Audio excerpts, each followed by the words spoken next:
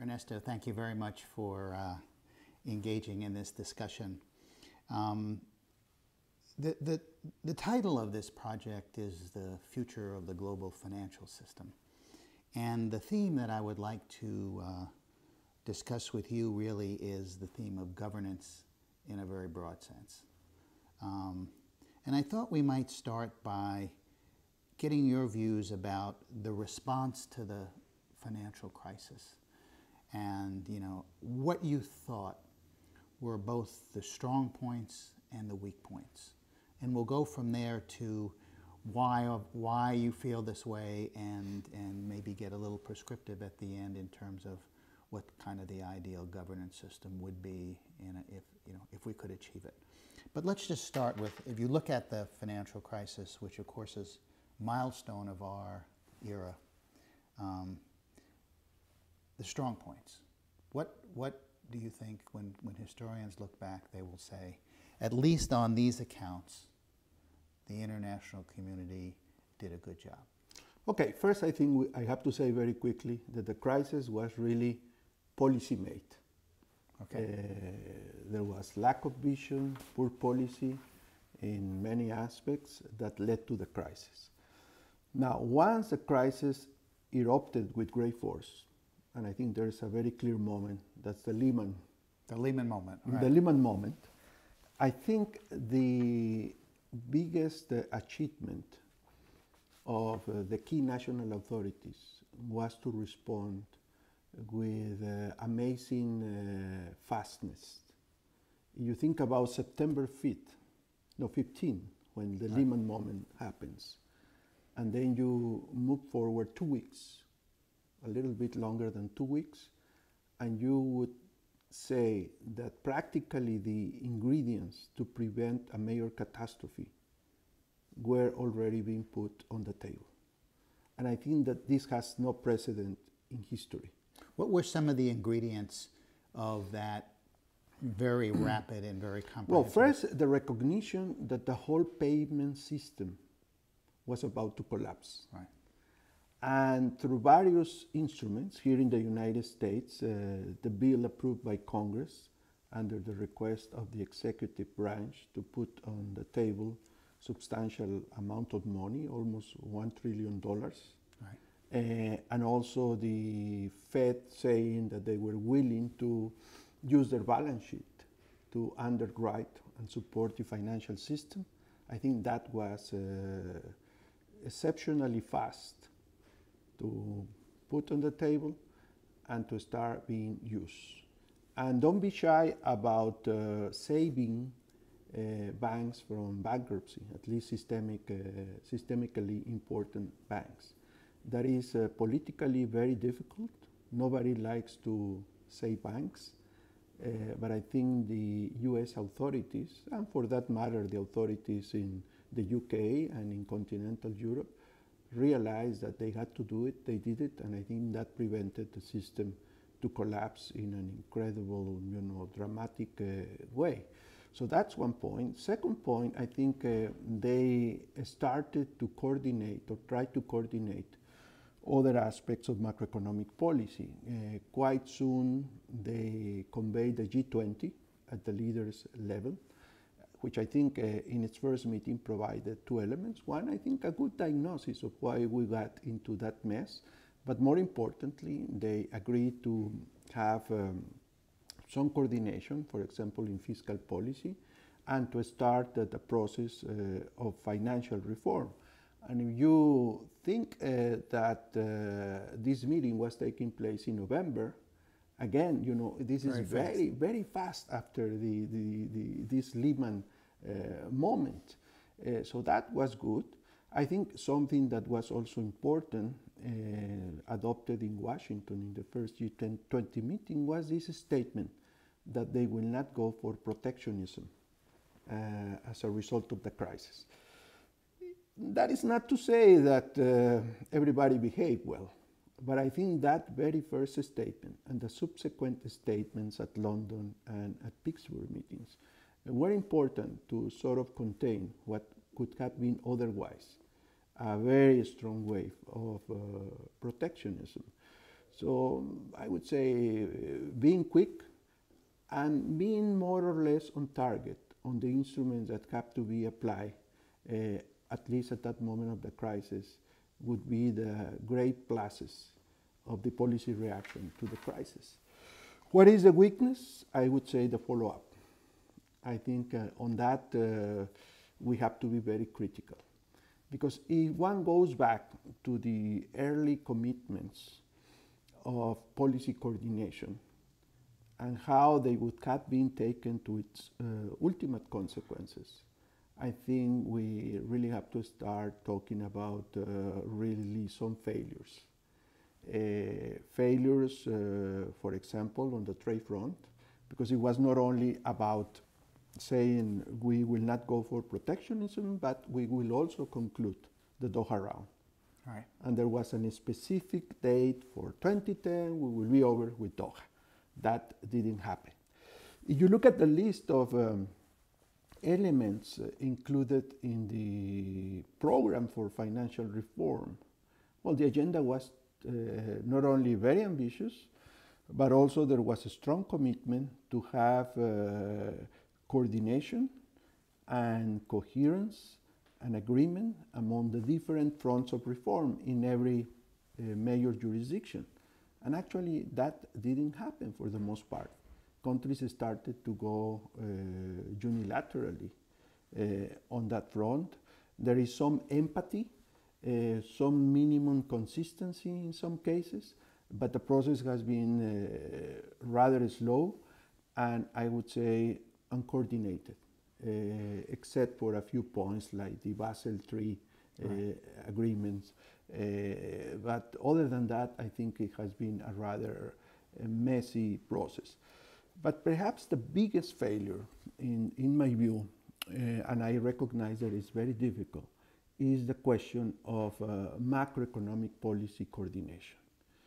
You go back to the first statements of the G20, they acknowledge that the lack to coordinate macro policy to prevent macroeconomic imbalances to get to the point where they got and that fueled this financial crisis, you would be hopeful that they would do something about it. And in fact, they provided supposedly a framework at the Pittsburgh meeting to achieve that macroeconomic policy coordination.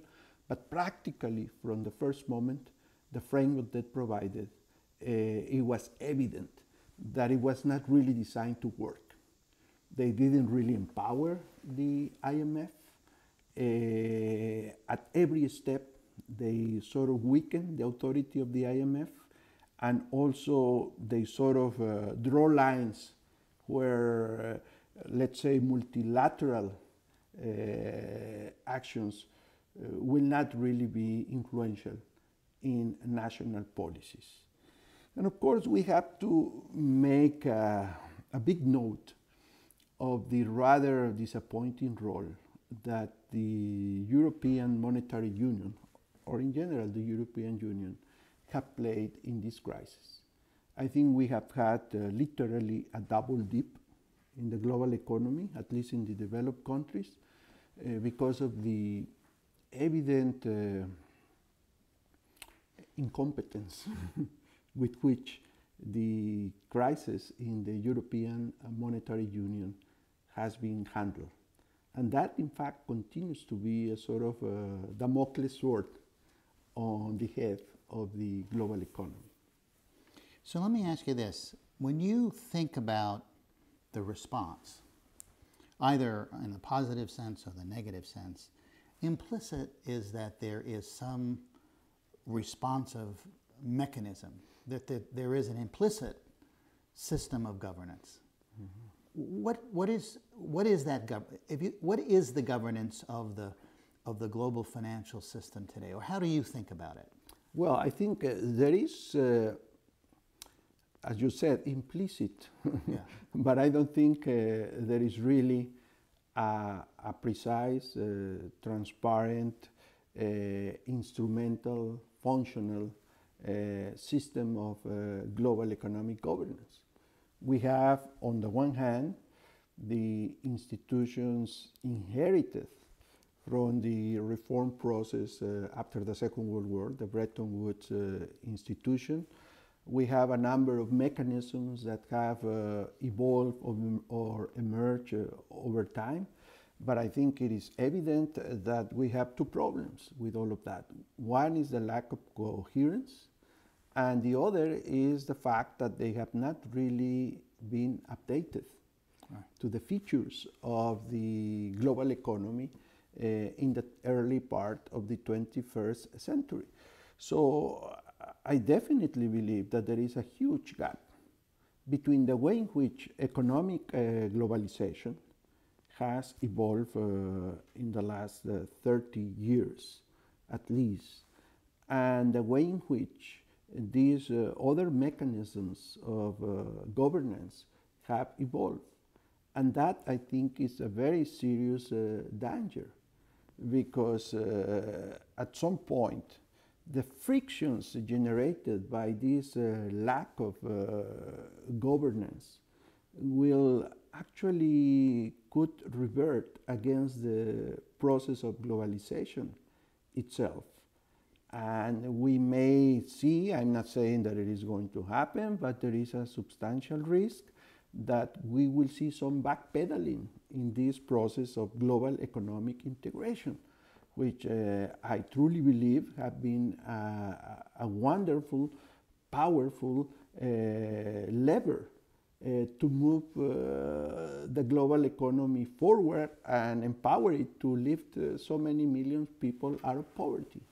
So I think governments, leaders are at fault, because they haven't been doing their part. I mean, the economy has responded to this technological progress, to the force of entrepreneurial capacity, to the savings and investment capacity of societies, has responded also to policies. Opening up trade has been policy made, but other aspects of governance have really been lagging vis-a-vis the size of the challenge and the size of the opportunities.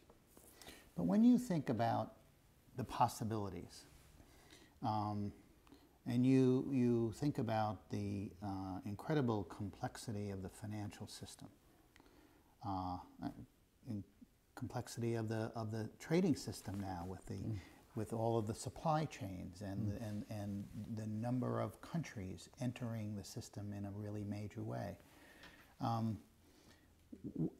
How do you get from here to there? I mean, right now, there's a mixture of international institutions, say, the IMF, the WTO. Then you have these large committees like the G20. And then, of course, you have individual countries that have a lot to say and do exercise their voice. So what is it in your mind? Now, I realize we're going to get into the terrain of what would be desirable. How you actually get there is a whole other story, I realize. But if you were a commission of one and someone said, give us a very broad sketch for the governance of the global financial system a decade or so from now, what would be some of the elements that you would want to see that don't exist now? Is it more of the same, just better coordinated? Is it a question of a new institution? Is it a question? What is it a question of? Because obviously, anyone of goodwill would want effective governance, and it is, as you say, all over the place now, which is potentially very dangerous. But what is the shape? When someone says, we need more effective governance, therefore we need what? Mm-hmm. Well, I think it's unavoidable to think that in almost every aspect you need global standards. I think technically that's rather evident. You want some rules to be as valid in the United States as they are in China, as they are in Europe, as they are in South America. That's the easy part of the question. The other part of the question is, well, how do you enforce those rules? And that's a very tough question, because every time people wonder about enforceability, they immediately go back to the trading system and say, okay, if we adopt global rules, how are we going to enforce them? Well, we will enforce them by using trade sanctions. And this is true about trade itself. This is true about exchange rate manipulation, for example. And actually, it's also true about environment. And some people say about labor standards. So that's a problem, but I think it's unavoidable to think about global standards. Of course, you have to allow for some progressivity in the system or some lack in adaptation from the poorest countries relative to the richest countries. But I don't think there is a way around the fact that we need universal rules. You have to have clear objectives. In the trading system, well, I always say we have to start by depicting, let's say, a North Star. Where do we want to be in 20 or 25 years? And in my view, well, we want to be in a world of real free trade.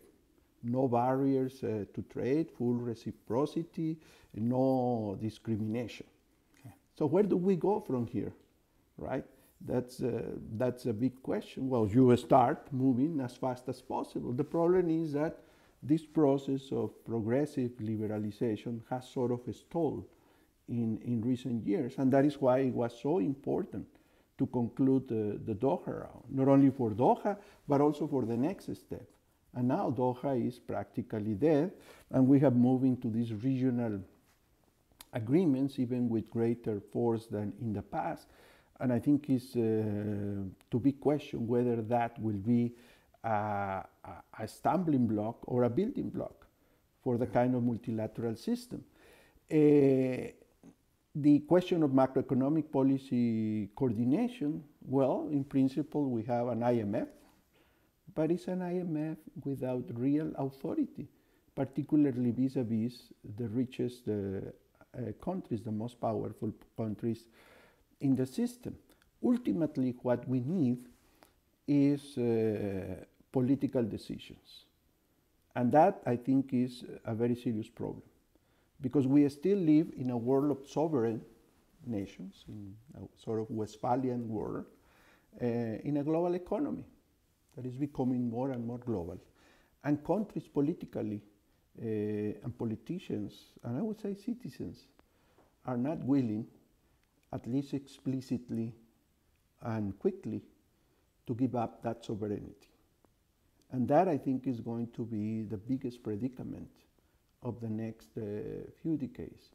How political leaders and also leaders in civil society create a new conscience of global citizenship.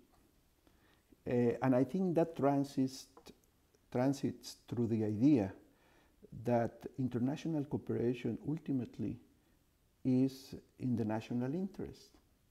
And this is a very difficult idea to transmit. The common citizen will respond, no, or at least not necessarily. You have to go through a process of very sophisticated reasoning, explaining the dynamic game that, yes, you may think that if we do something that will be in our national interest, but if it affects the others, you should recognize that the others are not going to stand still, and they are going to react, affecting our national interest, and we never know when that game and how that game is going to end up. So I would say that I'm not very optimistic that we're going to see a big bang like some idealistic people might have thought some years ago. I think what we are going to see is a gradual process of adjustment, of reform, and meanwhile we have to keep our fingers crossed that we are not overwhelmed by another major crisis. And if we are overwhelmed by another major crisis, there are two possible outcomes. One is that that crisis will shock us so much that that will move us forward, or the bad outcome is that that new major crisis will really make us go backward. And that will be terrible because it will have not only economic consequences, but I think that will threaten international peace and security. So we just had this big crisis. I think there are some progressive advances I'm thinking about in the financial arena. There certainly is much more talk about the harmonization of regulations than existed before. Mm-hmm. And in some areas, although it's not totally coordinated, it's synchronized. If you look at some of the regulations that the Europeans are proposing, they do echo a bit the regulations in the US. Maybe this is small stuff, but there seems to be a recognition that this is a global financial system, and without global regulations, or maybe to use your term, without global standards, you simply can't regulate. It makes no sense. On a national level, you can't regulate the big global financial institutions. And there is much more thought about looking at systemic risk, mm-hmm. What economists are calling macro-prudential regulation, where you look at the whole system. Do you think it's possible that the only way we move towards what you're talking about is through a series of crises? I realize that, which, as you said, you could go backwards with those, but that it takes that this notion of sovereignty and the centrifugal forces against ceding authority can only be overcome by a crisis which basically rubs everybody's faces in the notion that you have to acknowledge a global system and you need a global political framework. I don't know, but it seems to me you're saying otherwise the obstacles are just too great. Well, I want to think that that will not happen, that we will have another major crisis, and only then we will move faster to reform the system. Because every time we have a crisis, the economic and human cost is horrendous. I haven't seen recent exercises, but I don't think it will take a lot of science to calculate how much economic wealth and well-being has been destroyed by the crisis that erupted in the fall of 2008. But this is a cause that has a very human face. How many people have been without a job in the developed countries? How many people have suffered in the developing world? So I don't think we should be that stupid, to wait for another drama like that. So I am hopeful that these gradual, incremental steps, as long as they move in the right direction, which I think overall it's happening, will convince people at some point that it's worthwhile to gain some more momentum towards the reform process. I just hope that what our European friends have done under the stimulus of various shocks over the last 2-3 years will convince them that if they have a European project, they should conclude and undertake seriously the European project. And that I think will be a great contribution, not only for Europe, but I would say for humanity at large. I would hope that in the US, when they get to lower unemployment, politicians, instead of being arrogant, would say, well, actually, if we really want to prevent something like this again, we need to be more cooperative with other countries and find new mechanisms to make our own policies more consistent with the policies of others, and to convince others, using our great economic and power leverage, that it is also in their interest to coordinate with us. I think we have gone, but I would say with some success, through some very dangerous territory. over the last 4 years.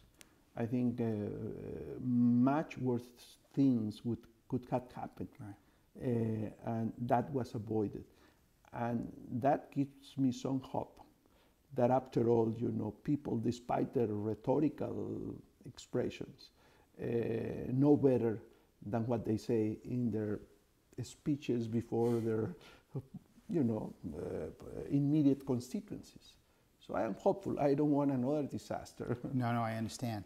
But in this, going back to the governance thing, do you, I think about Jean Monnet in Europe, and he concluded that you couldn't have the kind of common collective action that you're talking about outside of an international institution.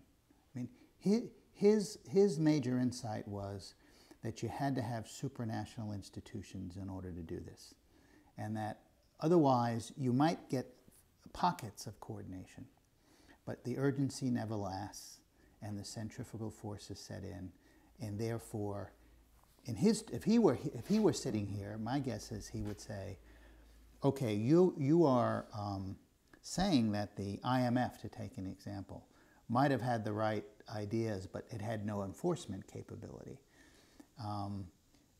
That really where we should be headed is in giving institutions, international institutions, more clout. Same with, let's say, the Financial Stability Board, which is looking at governance from a regulatory standpoint. Mm-hmm. That otherwise you're depending on national political leadership, which at any given moment might be enlightened, but to say that somehow there's going to be a long period of that is, that's really problematic. I just wonder where you come out in terms of... Well, that's my big frustration with the G20, because the G20 was precisely to do that, not to execute, but sort of being a steering committee, right. To say, okay, what is what we need? And once we have taken the right diagnosis and the right decision about that, how to address the problem that is being diagnosed, okay, let's turn and see what institutions we have and what do we need to do with those or with other institutions to have the capacity to execute. And I think that's a big failure, because they sort of wanted to do it on the cheap. Right. On the cheap in terms of not committing any sharing of sovereignty, and on the cheap in terms of resources. So I think that will have to be the big political step when they say, okay, we really need to have a stronger IMF or whatever institution they designate for that purpose, and to live with the consequence of that. I think you are totally right.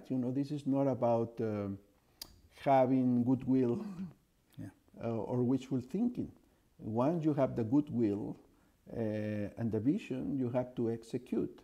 And the only way to execute is by designing the right institutions and by empowering those institutions to do the job that they are supposed to do. And that has to be done in consistency with the new world. And I think that's part of the problem that we have for the most part of the 20th century, one status quo, power status quo. In the West was the center of the world. And we had good guys and bad guys, but practically everything was, about the West. And that world is changed now. We have new players. Well, actually, all players coming who back. are coming back with sheer numbers in population, with sheer numbers, amazing sheer numbers in GDP, participation in trade, and yet they still feel themselves marginalized from the decision-making process. I think it's a double game. I think it's still the poor man, rich man syndrome, They know that they are rich, but at the same time, in sheer size, but per capita income is still very low, so they don't want to take the responsibility of a rich country. And of course, the rich countries say, okay, you have to take responsibility, but by the way, you know, you keep more or less the same power that you have at the IMF and at the World Bank and so on. Yeah. And that's a contradiction. That has to change. It will not change, I am afraid, from what I have seen the last few years with the big bang, but I think some incremental steps that are sustained collectively for sufficient time maybe will make or will do the trick.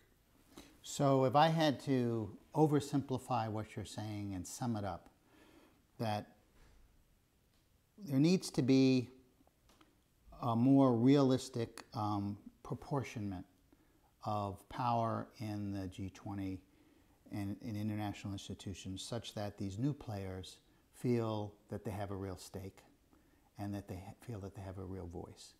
At the same time, the collective has to empower a variety of international institutions to execute on agreements that they make. And in those two things may not be the answer, but without those two things, without the empowerment and without the recognition that the execution requires real effort and it requires ceding something. You have to say to the World Bank or the IMF or the World Trade Organization, this is your responsibility and we back you up. We give you the power and the resources to do it. Right. Yes, I think that's, and I think they have to provide the political vision and the grand design of what is needed. I mean, the institutions by themselves will not do it. Right. They are by definition bureaucratic institutions, they are secretariats. They need the political input, and I think that's where the G20 can play a fantastic role. But so far, I think it's been said with all due respect, a failure. Thank you very much. Thank you. That was great.